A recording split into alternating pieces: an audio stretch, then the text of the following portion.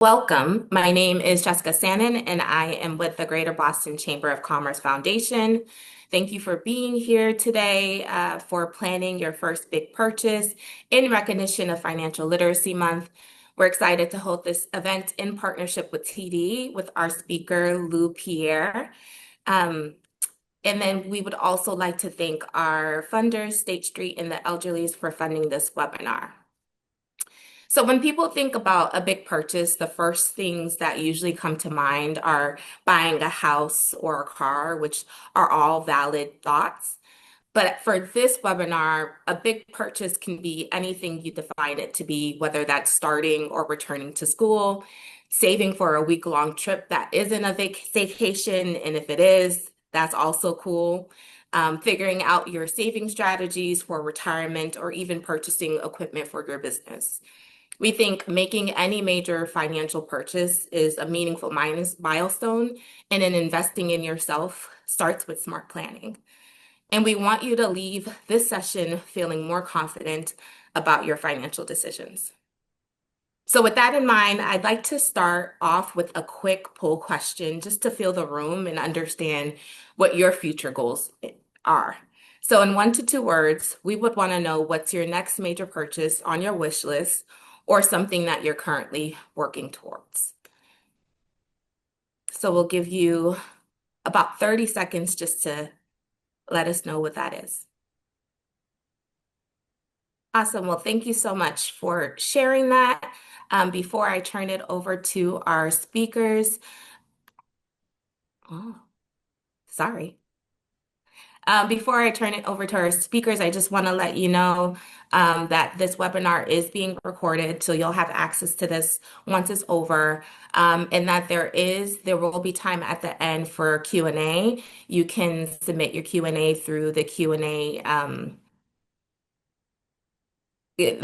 section on Zoom. And with that, I will hand it over to Lou to kick it off.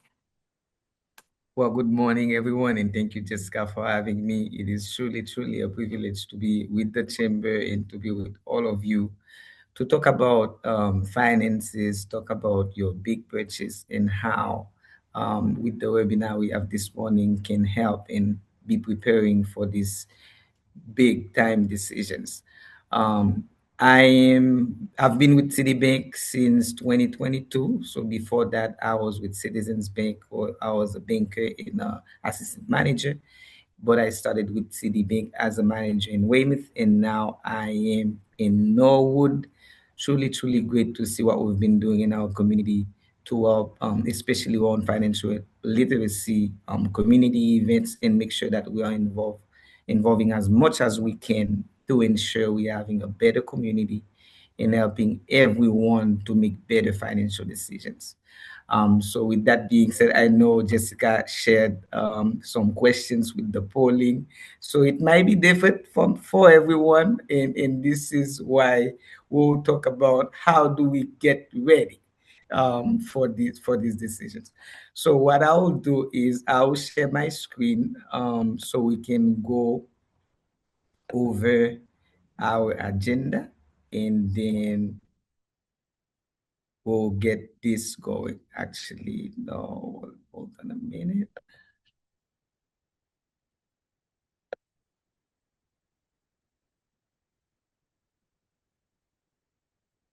I have so many windows open. So let me see if I get the correct one. Just 1 second. No worries. As we wait for you to put it up, I will say some of the responses that we received as far as their goals were home, a couple people said home, children, tuition, family, education. So the bucket or the themes that I'm seeing is family, house, and education. Very good, very good. Thank you so much for sharing. Now, am I all good to go? Yes, you are. Okay, exciting. So on this first page, you will see two names. The first one is myself, and my counterpart actually couldn't make it this morning.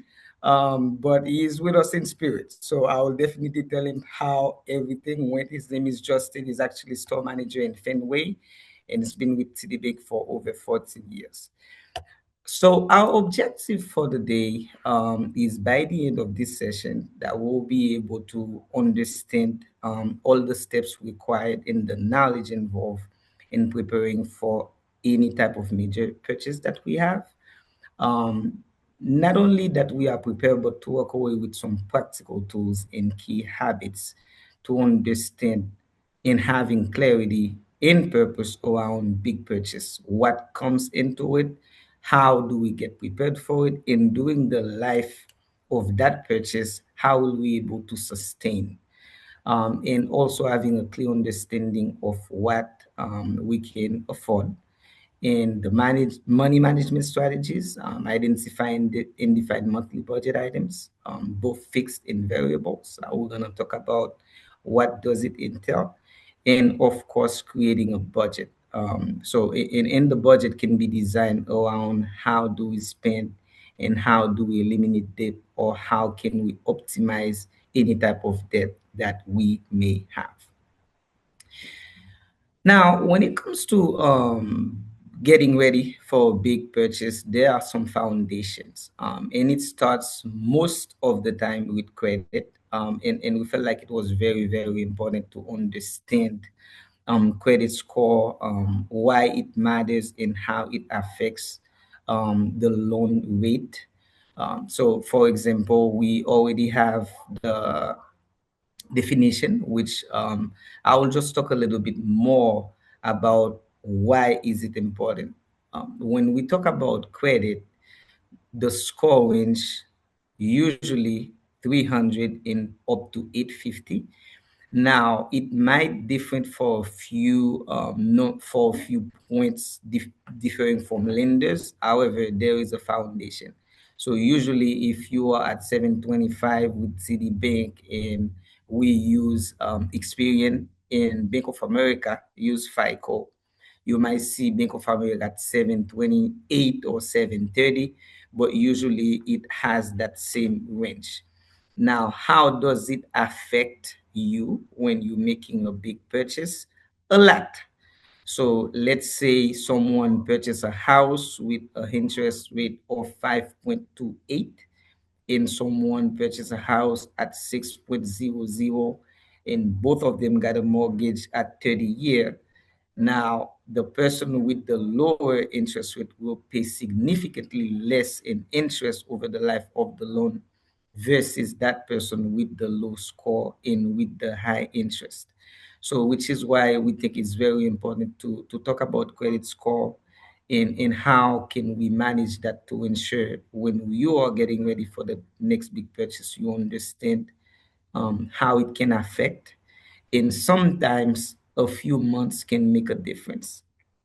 What I mean by a few months can make a difference is, let's say right now, a credit score is at 725, and you had a credit card that has a debt of 2000 on it, and by the end of the month, you were able to put that credit card at 1000 down. So it will increase your credit score by the end of the month, which if you were to make a purchase after you pay the 1000, it will make a difference on the interest you will get. So which is why we take practical example like this are very, very important. In the next one is debt to income. Debt to income is very, very, very critical when we are planning for purchase. Debt to income, what it is to make it simple, is how much you making gross income versus how much is your expense, usually in percentage. So which means the lower your debt to income is, the better it is for lenders such as Citibank or any type of lenders to say, oh, this person has good financial knowledge. This person have good discipline when it comes to spending. So therefore, we can then go ahead and approve them with a mortgage. Now, we usually, when you think about gross annual income, it's how much you're making before taxes, 401k or any type of, or even insurance taken out of your pay. So which means we calculate all of your money that you get closely divided by your expenses. Now, if it's in the low 30s, amazing. If it's in the low 40s, very good. But if it's in the high 40s, close to 50, that's where it doesn't really become a risk, but it's less likely that you will get all the benefits someone will have if they were to have a lower debt to income. So it's very, very important that we manage that. And if I were to give an example, someone who's probably getting paid, let's say, 3,000 a week, or even let's say more practical, 2,000 a week. So on a monthly, so when you multiply that by four at 2,000, that's like eight. And if you have mortgage already, or if you have an apartment, if you have a car, if you have all the bills, like all your fixed bills, the ones that does not change, all of them are your expenses. So your gross will be divided by that, and it will give you the number that we are talking about. So this is the debt to income. In the next one, which is setting realistic saving goal. So it is very, very important to set goals that are very realistic. What does it mean if it's in January and I put that I would love to save 1,000 by July or by May or by October? What am I doing from the time that I set that goal until the time that I set for myself? Am I holding myself accountable? Am I saving weekly? Am I saving monthly to make sure that I attain that goal? So it is very important that when we have this goal, any type of goal, it might be going to vacation, it might be going to the mall to buy something that I like. But if I am saving for it, so I want to make sure that I am working against that goal to ensure when that time comes, I am ready to make that decision. So moving up to down payments, down payment is very, very important, and it can affect a loan very, very much. If you buying a house, or if you buying a car, if you getting an apartment, we talk about down payment, which means it can be the first month, it can be the security deposit, it can be the last month, depending on your landlord.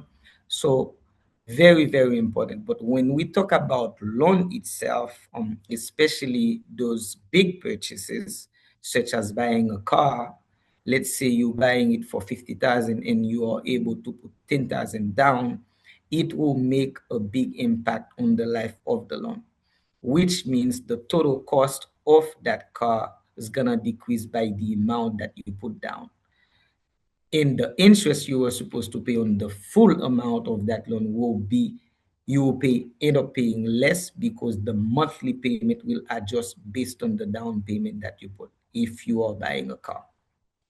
Now, let's say you're buying a house.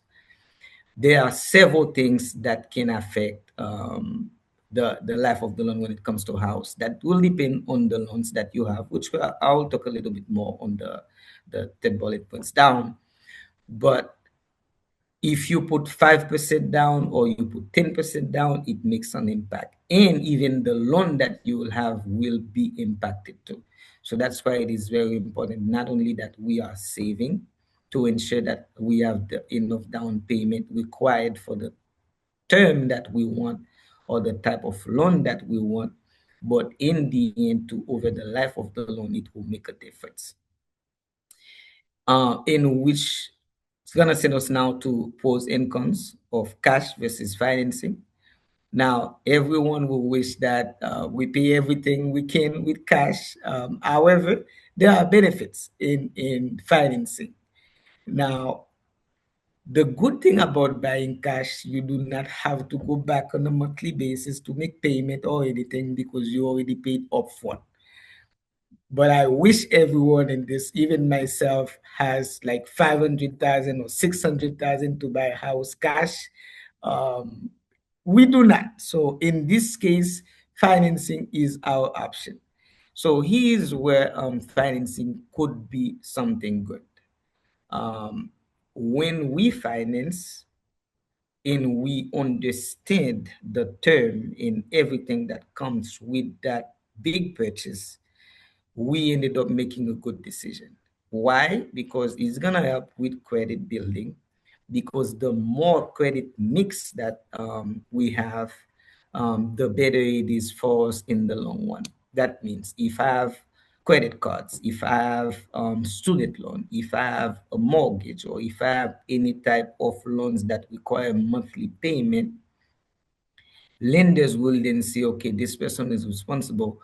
Now, when they are ready to buy a house, we want to be the one to have the honor to work with them, because we know that they will be able to pay, and it works on your average credit. So, which is why financing is great.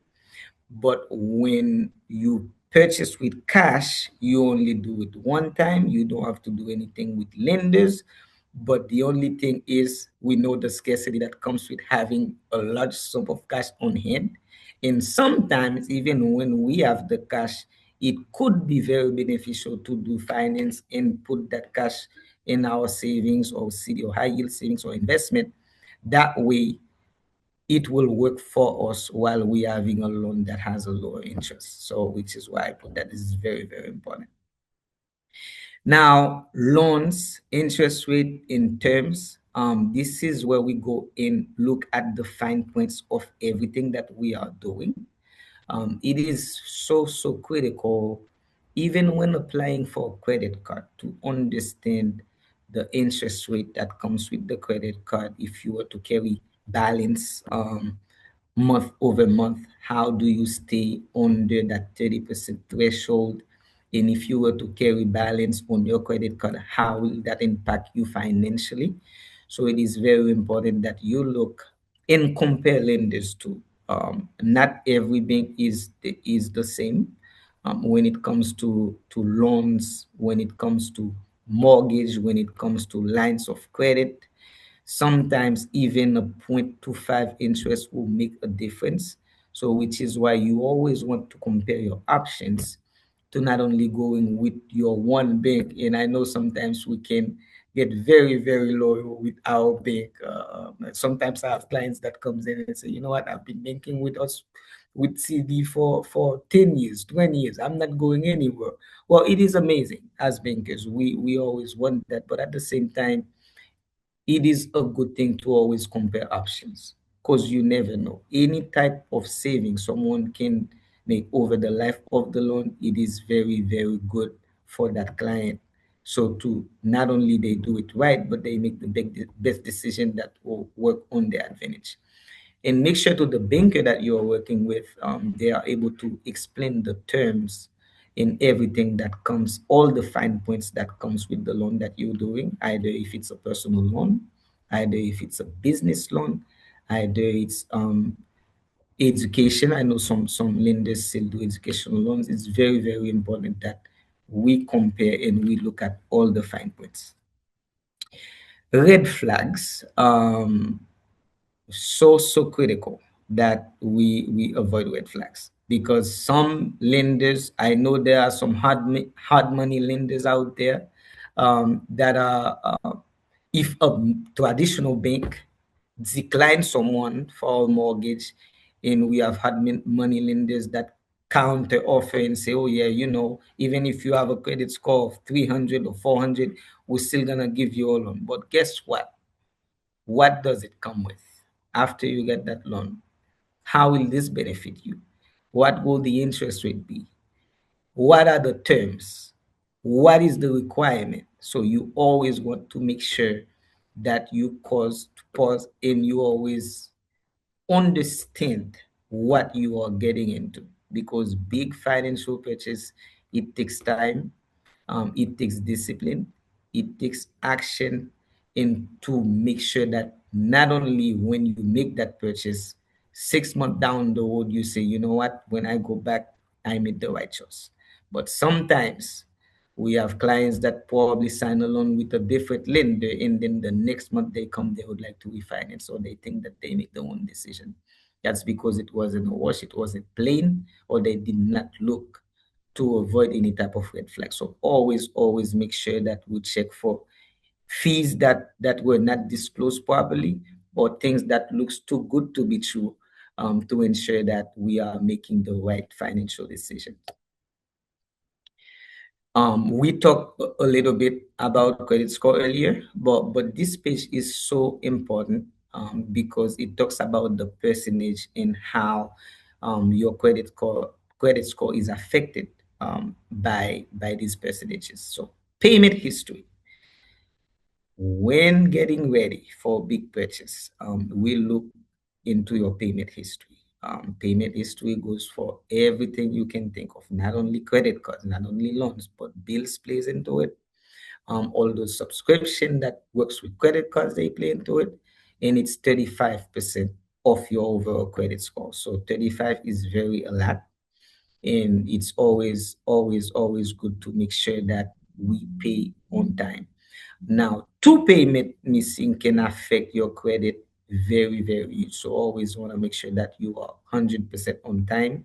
I know some lenders that can probably take, late history payment out maybe once during the life of the loan, but always make sure that we stay consistent in making, payment in amount hold. We If it's a credit card, we always want to stay under 30% to make sure that, if we were to go to not pay that balance in full for the month, but we know 30% is manageable, and lenders will be able to understand that. So, which means if the credit card is $1,000 limit, always try to at least, or at most use 300 if you know you're gonna carry balance. But if you will not carry balance, you can use even 800 of it. As long as you pay it right away, it will not affect your credit score as far as the percentage if you are able to. But if you know you will carry balance, always try to stay on the 30%.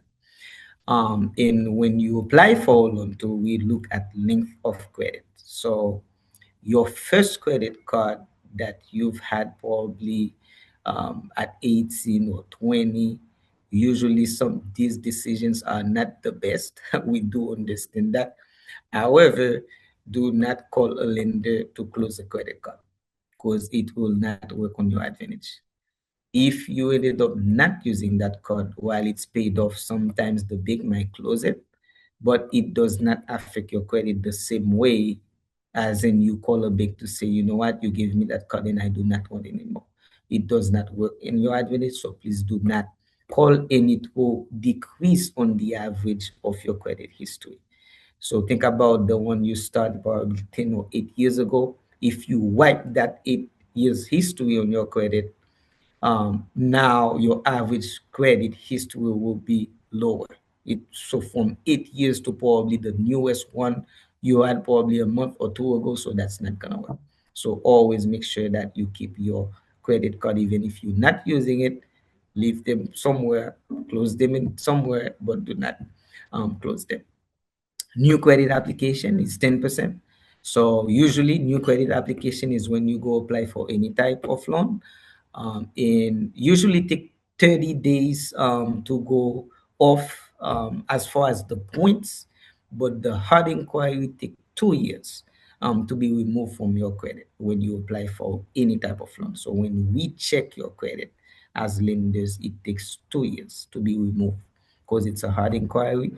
But if we're soliciting you for something which is a soft pull, it does not affect your credit. And types of credit is 10%, just like I mentioned earlier. So which means it's the credit mix. So it's, if you pay your cell phone, via, credit, or if you have any type of loan, if you have credit cards, student, those are the type of credit mix. So this is 10% of your entire, credit factors. All right. Now, I know, we wrote down some of the goals that we have. It's some of the big purchases that we're planning. Um, but it is very, very important that we understand. So any big purchase, just like Jessica mentioned, it can be anything, not necessarily, the things that I put on the screen. But, for the sake of argument, we put home, car, education, starting a business. It can be equipment for a business. Those are huge, huge financial decisions. And how do you get ready? is by having discipline. Discipline in spending, discipline in how much you get versus how much that's taken out. So it's very, very, very important. And how much you can afford, that depends on your debt to income. And I put that little picture so we can see exactly the gross monthly income and the monthly debt. So at 47.5, it's a little bit risky. So which is why we always want to make sure that we stay on the or even at the low 40s. Now, how much of your income do you spend each month? That it varies for everyone. Not all, we do not have the same flexibility when it comes to spending. Some folks can be able to save 200, some can save 50, some can save 1,000. But regardless how much you can save, it will make a difference. You can set a target for yourself, but always make sure that you stay within budget. Because when it comes to cash flow, you always want cash inflow and cash outflow to balance out, which means when you get your paycheck, always make sure that something is left. And I'm going to talk more a little bit on next screen. So it is very, very, very important that we are saving. Cutting expenses and increase savings. That is a very, very big topic, and we can talk about subscription when it comes to this. Subscriptions are expensive, so we think about the things that we like, the things that we buy daily, things that we can potentially save on. Um, I think we already know what they are. So if we can mitigate those, that's gonna work on our advantage. So saving $5 from buying a coffee outside a day, if you were to multiply that by on average of 5 days a week, it makes a difference. And when you multiply it by a month or a year, it makes a huge difference into your saving. And all of this can go toward saving for a big purchase. So make sure and always ensure when we're making a purchase, either it's small or it's big, how does it benefit you or how does it impact you over the long run? If you continue to do it weekly, monthly, how will that impact you financially? And the purchase that you want to make, how will it impact it? So very, very important. Now, which brings us to why big purchases require planning. We think about cost. For example, we're gonna talk right now to having a mortgage. The cost of having a mortgage is very high. Whether you do a 30-year loan, whether you do a 15-year, whether you do adjustable with mortgage or you do fixed mortgage, it costs a lot. And when we think about the cost, it's not just paying the monthly bill for that mortgage, but what are the costs associated of owning a home? In when owning a home, it's not about if something happens, something will happen. I have an example for myself. Last week, just for some reason, my microwave stopped working. I thought it was maybe like a electrical issue. I unplugged, plugged back in. It was making like a noise or something. I'm like, okay, let me give it a little bit of time, go back and plug it. Mind you, I bought it like 2 years ago. So you would think the life expectancy of a microwave will be probably 10 years, but it's already went out. So I have to go and buy one. And that's just to tell how things can break anytime. You can have a leak any day. There are things that insurance can cover, and there are things that you will have to cover out of pocket. So the cost associated with having a mortgage is not just paying it every month, but if something happened with the house, if something happened with you, if something happened with a family member, if you have an unexpected expense, how will that affect you financially? So, which is why we think planning for it does not mean you just have the down payment to go ahead and buy a house, but how can that affect you while you owning that home 6 or 7 months down the road? In the credit impact, let's say that you purchase a house or a car or something, but you did not think about the fees associated with it, and you start missing payment. When it comes to a car, we call there's what we call possessions. Like the lender might just tow the car and take it back. Next thing you know, all this payment that you've made, all these extra activities you had to do before you own that car, it's all gone. And which is why it's very important to plan and understand what you are getting into. And when we talk about having a home, and you for some reason financially that you're not able to sustain, what's going to happen is that's what we call the foreclosure. All the payment that you already made, that you're not going to lose them per se, but if it gets to that point, you will know that it's not the right path that you want to go in life. So which is why it's very important that we play. Breaking the spending cycle trap. This one is very important. Okay. Some of us may not succeed financially. Why? Because of our spending habit, our decision making when it comes to spending, in the paycheck to paycheck cycle. It's very, very important that we budget around what we get from our work. So basically, our paycheck. What does it mean? Usually we heard it's not about how much you're making, but it's about how much you are saving. And this happened to be true. It does happen to be true. Reason why is sometimes we've seen folks that are working very hard, getting paid every week. They have good financial ability to understand where every dollar is going. What do? They budget, and they understand that they will not be able to do that all the time. They will come to retirement. They will have to buy a house down the road. They will have to pay for kids' college tuition. They will have to get ready for an emergency. So they cannot get paid on a Friday, and by Monday the account is already in negative because they went and party every weekend or any type of spending that they may have done. So it is very, very, very critical that we make right decisions when it comes to spending.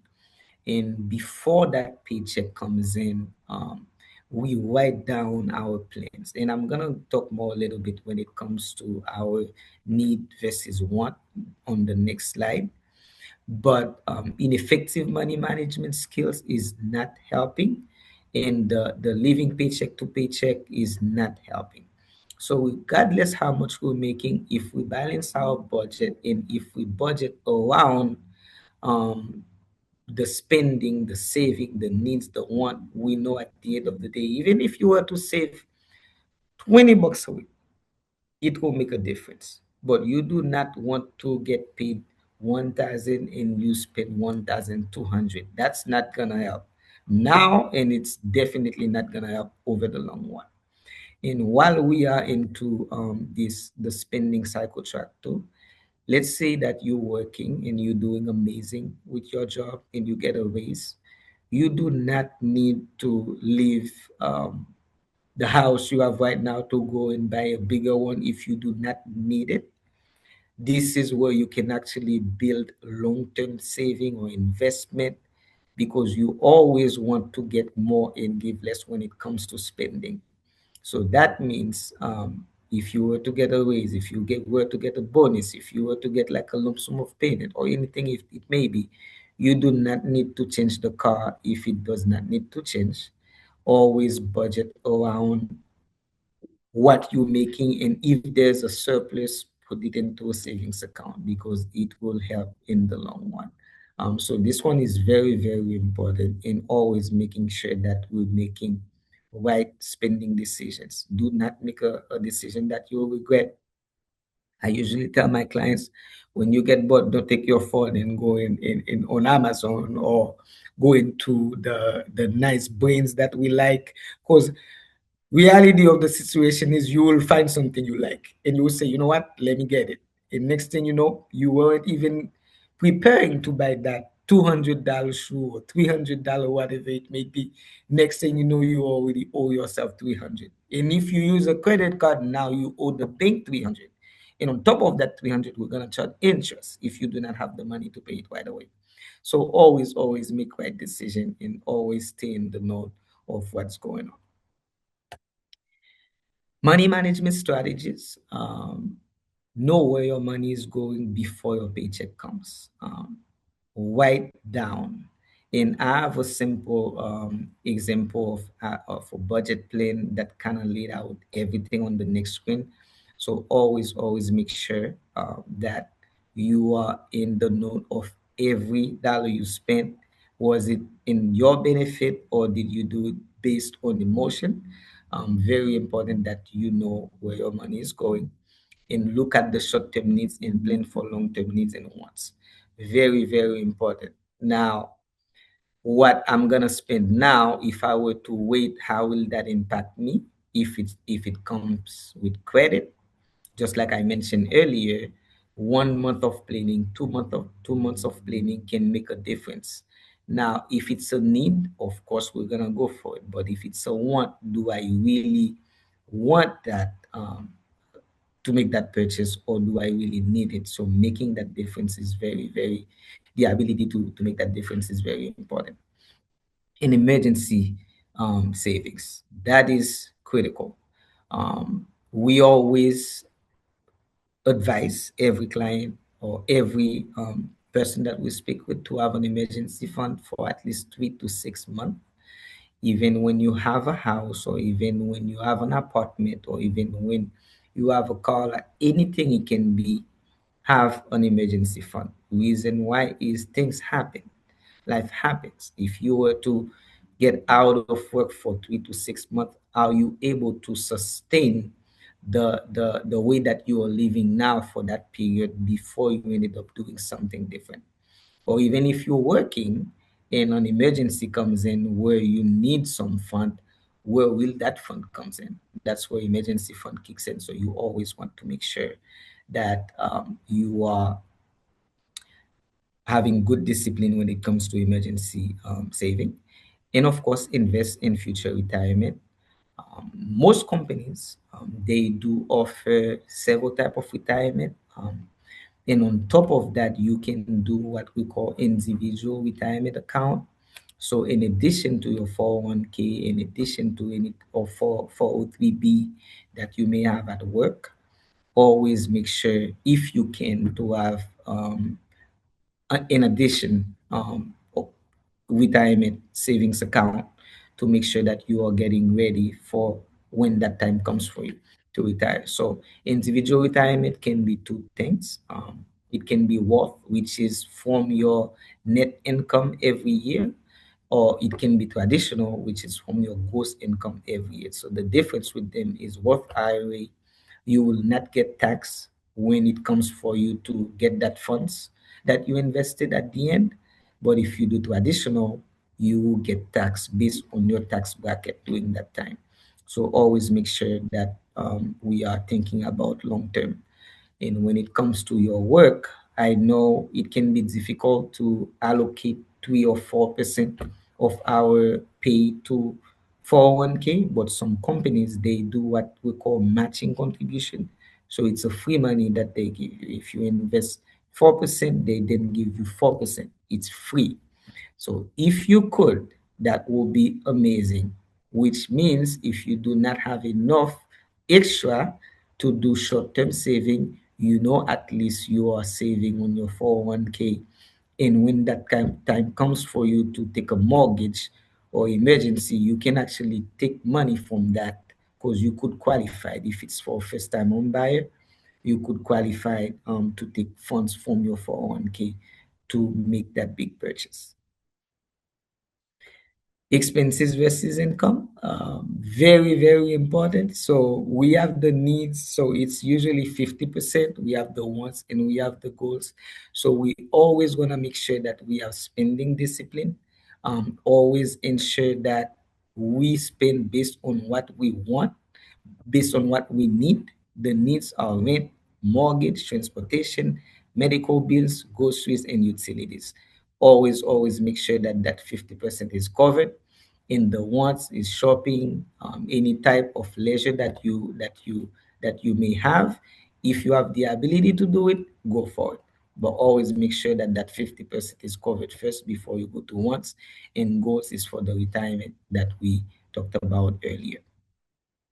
And this is the simple tracking sheet for budgeting. So it's very easy to look at, and I can definitely send that to Jessica to share with everyone, to make sure that we are writing down everywhere that our money is going, so we make good financial decision on a weekly basis, monthly basis, and you can say week 1, week 2, week 3, and at the end you will see the total that you spent throughout the month and throughout the year. Budget action planning. In order to get ready for that big purchase, you always want to list your source of income, always track your expenses, determine if you've saved or overspent by having a budget, evaluate your financial situation. Are you really ready for that big step? And review your budget regularly. If you created a budget in January, right now we are in April, you might want to go back to evaluate that budget to see where things are, and if you can save more, or if you overspent on something, and you can adjust accordingly. And for that big purchase checklist, you always want to make sure that you keep your debt to income under control, to ensure that you are ready for that big purchase. And having an emergency fund in place is very, very critical. That means if something were to happen during that life of the loan, just like I mentioned earlier, are you able to sustain that for 3 to 6 months? Understanding the full cost of the purchase, which we talked about earlier, is to make sure that what you're getting into, you understand it, and you compare lenders, you make the best decision. And if you were to go a year into that big purchase and you ask yourself, did I make the right choice? And you will say, yes, you did, because you did use all your options to ensure that you were ready. And credit optimization, which means pay down debt as much as you can, consolidate debt if you could. Even a balance transfer on a card can make a difference. But doing that balance transfer, you always want to make sure that the term that you have, that 18 or 15 months, you pay that credit during that time span. Because if you let that time go by, you will end up accumulating interest on that balance transfer. Always make sure that when we do credit optimization, we do it the right way, and we are very smart with our decisions. End to end, I put that down because it's very, very important. Before your next big purchase, take time to review your numbers. Look at the fine points. Look everything to see if it makes sense, because the best financial decision is not the one we can make, but the one that we can sustain over time. And if, when the time comes, especially our emergency, that we know that we are ready, and that big purchase that we spent times, years, work for, it's beneficial for us and it's beneficial for our family members. So this is the end of the slide. So thank you, and I will turn it back to Jessica. Awesome. Well, thank you so much, Lou, for an amazing presentation. As you were speaking, I was thinking about when I did my first big purchase. And recently, actually, with my partner, we decided every quarter we would look at our expenses and things like that, because we're starting to save towards some bigger purchases for us in the future.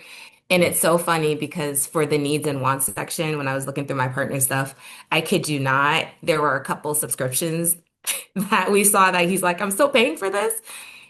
So I think it's valid as far as like, trying to look at your expenses and just making sure that you know where your money goes. I do have a couple of questions to ask, especially earlier you talked a lot about kind of credit scores and like, after you make a payment, it typically increases. I'm curious to know like how long it takes for that to update and be reflected by the credit reporting kind of agencies. Yes, so very good question, Jess. So usually when you make a payment, that depends on your payment cycle on your credit card. But usually it will take 30 days to reflect that into showing your credit report. So let's say that you pay down, let's say it was due today, 422, and you paid that. So by May 22nd, you will see the difference. And you also talked about, like, for example, purchasing a home, being able to do 5% down payment or 10% down payment. How can someone calculate the long-term cost savings of potentially putting down more money when it comes to the life of the loan? Very, very good. So let's say I'm gonna make it very simple. Let's say you buy a house of for 400,000 and you were to do 3%, or let's say 5%. So which means 5% of 20, 5% of 400. Then someone put over that. So someone, let's say, put 10%. There's what we call amortization payment. So we start with that for the 30 year. So if you were to put a bigger down payment, not only over the life of the loan, you will end up paying less interest, but that person too that put the lower down payment will end up paying what we call private mortgage insurance. That's in addition to the insurance that you have for the loan. So that's the difference that it can make between between the two people that decide to go with the down payment. And then I know you talked about some parts of things that affect your credit score, one being payment history. How far back do lenders go when it comes to looking at your payment history? And for everyone else who's on the Zoom, if you have any questions, feel free to put them in the Q&A section, um, so that we can kind of ask Lou. So we go over the life, the life of your credit history when it comes to missing payments. Yes, not just the latest one. We go by that, and usually, 1 to 2 missed payment, you still are an excellent buyer. But if you were to missing 3 or 4, it will affect. And what I usually tell all my clients, if you miss a payment, call your lender regardless. They might say no, but they haven't said no until you call them. And we have some credit cards too that can forfeit one missing payment, which is good. You do not need to call them. They will take one off every year for every client. But in case we missed payment, if you realize that 1 2 days later, call them to see if they can erase that from your credit report. But we check throughout of your life of credit history. Thank you for that. I do have a couple more questions. One, I'm about to put my business out there. Um, just I know you talked about amount owed and staying under like 30% on your credit cards. I have some credit cards that are definitely over 30%, but I usually go through like my Credit Karma or whatever the case may be, and Credit Karma is like, "Oh, you're under 30% because it's like the total amount for my credit card." So, do you all look at just the not the individual credit cards, but the total amount of credit that you have across all of your cards when it comes to evaluating that 30%? Very good question. So we go by the total of your credit limit when it comes to credit cards. So you can have one. This is where average credit comes in. You can have one where you have a $20,000 limit and you use zero, and you have one where you have $5,000 limit and you spend 4,000. So we're talking about like 80%. But when you average them out, you can always be at that 30% or under 30%. When you go and check and apply for credit, where we do a hard pull on your credit, we will then be able to see, oh, American Express is a 5,000, but she's using, 4,000 out of it. The monthly payment on that card is this. The monthly payment on this, but on average, that's what we look at. We look at the average. But if you have one credit card, it's definitely mandatory that you stay on the 30. But if you have 5 or 6, you can manage it better. Okay, okay. We do have a question from an attendee. If we're planning for a big purchase but have credit car debt, or student loans, should we focus on paying those down first before we start putting any extra money into savings? That is an amazing question. Me personally, I like to pay down debt as much as I can. Here's why. Start saving money while you have debt. Sometimes it's counterproductive. Why? Because you're paying interest on that loan and you putting into a savings account that does not have that interest that gives you more money versus what you have as far as lending. So at the end of it, you are saving, but you owe more than what you save. So I will suggest to have a balance between how much you're paying these loans back and then still trying to save. But I'll go that quad versus I'll go pay and then save as much as I can. But always pay down debt to make sure that you are at zero and then start from the beginning. We have another question. Should we have emergency savings and big purchase savings in separate accounts? Would you recommend a high yield savings account or a CD? I would recommend a CD. Why? Because you can put and you can take until maturity comes. It can be on your savings, and I've seen clients using savings account as it is a checking account. They come on a Friday, they put 5,000, and by Tuesday, it's at zero. Not only this is not good, but a savings account is meant for you to save. That means if you use it over 6 times, depends on the bank, you will end up getting paid fees. So I would say having certificate deposit first for the big house, and every time it matures, you can always renew. And certificate of deposit tends to have better rate than savings account. So we go with certificate of deposit. And then for emergency savings, put that fund into a high yield savings.